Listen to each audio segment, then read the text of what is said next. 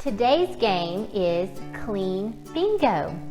So this is actually the flagship game of my cleaning games.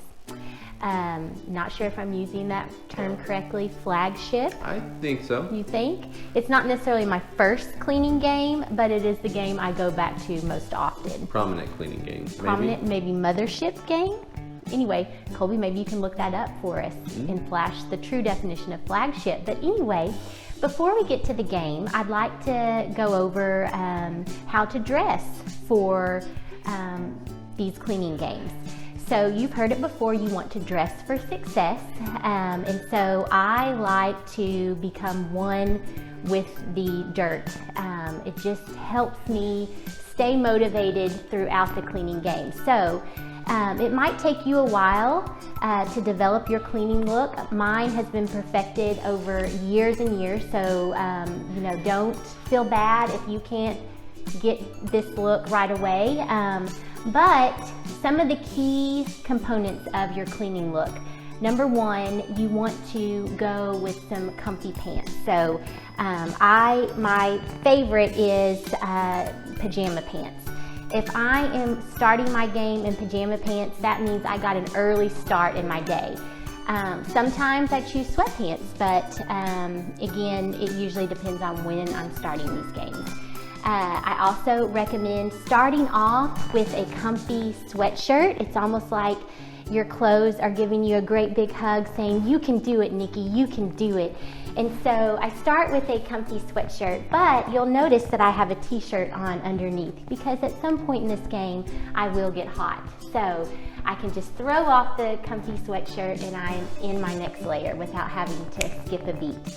Now today, I'm also wearing a posture support thing. I like to multitask. So for at least the first 5 things in my game today, I will be wearing the posture support straps. And then lastly, your footwear. I like to choose, what do I call these called? Mismatched socks? No, yes they are, but...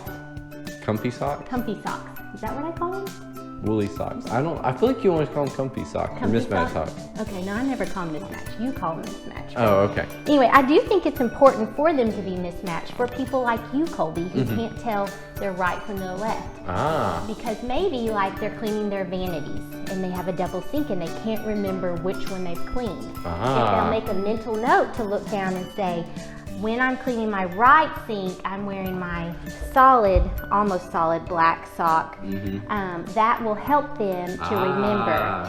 Now, for me, someone who was born without a finger, I don't have to look down at my socks. I just know the hand with the missing finger is the right hand. But again, for you, comfy mismatched socks are helpful. So now let's get on with the game, Clean Bingo. Again, this is the game I go back to most often.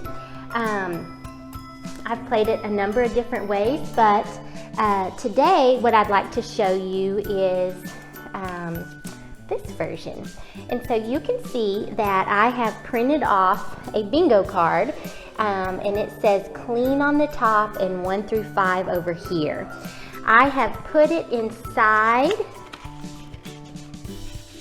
this sheet protector so it becomes like it's laminated and I can reuse this card as often as my heart desires. So Colby, I'm kind of not loving how close this is to me. I'm also, not wearing any makeup, but anyway. So you decide what goes in your Clean Bingo card. Sometimes mine is very detailed. If I don't have a lot of tasks, then I'll just break it down into small details. Other times, if I've got a ton of tasks, I'll have larger items on there. So, for example, I hate cleaning my bathroom, and so I broke those down into small tasks. You'll see I have the shower, the tub, the vanity, and the toilet. But then the living room doesn't take that long, so instead of breaking into section, I've got it right there. I also use this as a way to get other things that I need to get done today. And so we are of course quarantined, and so one thing I have to do is cancel our hotel. So just making sure that gets done today. I've got to text some people. So some quick activities just to make me feel like I'm having success. And then down below, you're gonna see prizes. So what's a game without a reward or a prize? So you're gonna see whenever I get a bingo, I get to go down here and choose one of these 4 prizes. And I'm not gonna hold myself to do number 1 first. I'm just gonna see how I feel. So I'm just gonna pick a random prize, see if anyone's willing to play a game with me. A nap always makes my prize list. I do need to get out and run. I'm trying to make myself believe that's a reward, and then a snack. A snack is always a reward. So there you go. I haven't even shown you. So these are my clean bingo dice. And so I had a dice that already had some letters on it, but they didn't all spell clean. And so I used my handy dandy label maker, which makes this game so much more fun anytime I get a chance to use that label maker, to form the word clean. And then we have just a normal dice 1 through 6. Now you ask yourself, Nikki, this says 1 through 5 and it says clean. What do you do if you land on the 6, or in my case, on the lettered one, S?